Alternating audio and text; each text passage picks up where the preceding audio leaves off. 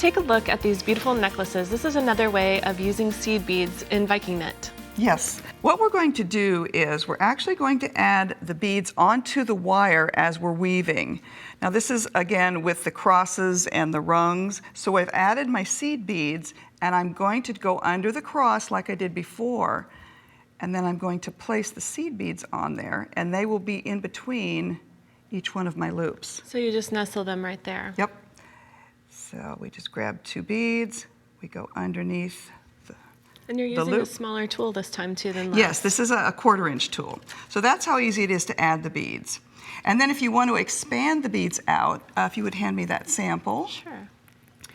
So what I've done then is I've actually put it on a little miniature funnel. This is like a funnel you could get from like perfume bottles or something. Oh, okay. And I put it on here, and that helps me hold on to it and also lets me spread it out a little bit. So this is more of a free-form version of It's a Viking free-form version. So I'm still doing the same thing. I'm going underneath where that loop is. And you bring it out in the same... But now all I'm doing is adding them like that. That is so pretty. Yeah, so it gives you another alternative way to go. Now the thing about adding beads is I'm not going to pull this through the draw plate. I'll pull the weave through the draw plate, but not where I have the beads. Okay. So I'm going to just be free-forming those. I was just about to ask you that.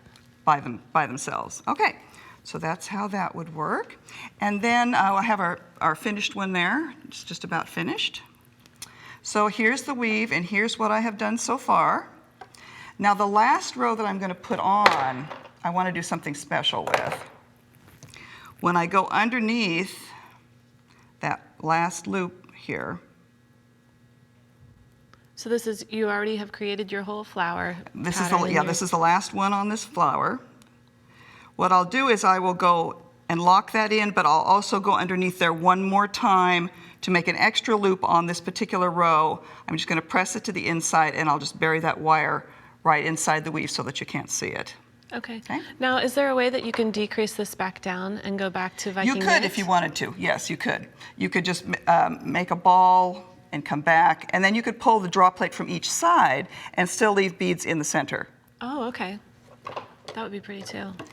So now all I'm going to do is clip that, and I'm just going to take this extra wire here that I have. I'm going to just put it through. This is another way to make a little draw handle. I can just take a single piece of wire and just pull it through like that. And I just twist it so I have something to hold on to. Oh, and then that's how you get this portion through. Right, and that's how I'm going to pull this through. Now this time I'm going to start at the 5/16 because that's closest to the raw weave.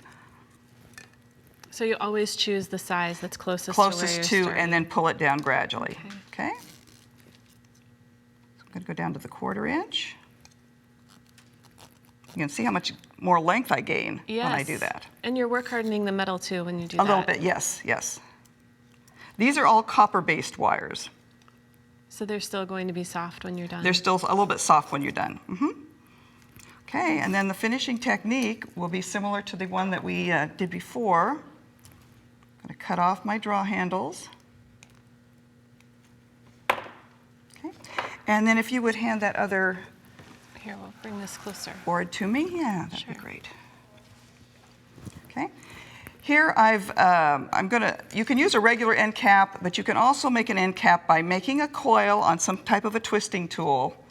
And then on the bottom of your this Viking knit tool, you can actually insert a 20 gauge wire into the tip, and you can turn it around. Oh, perfect. A couple you can times. make your own end cap. Make your own end caps. Then take your coil, put it on the wire, and continue to turn it around. Nice. And you can make a decorative end cap like this one I have here. And let me show you how to assemble it and insert the wire.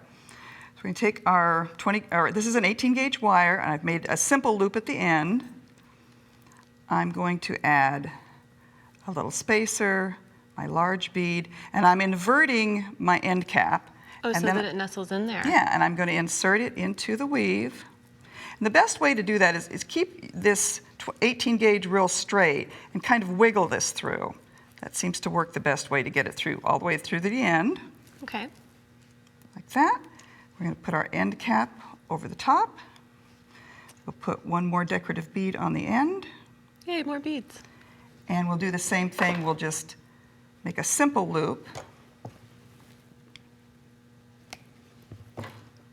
All right, and use your round nose pliers. And use our round nose pliers to finish that off.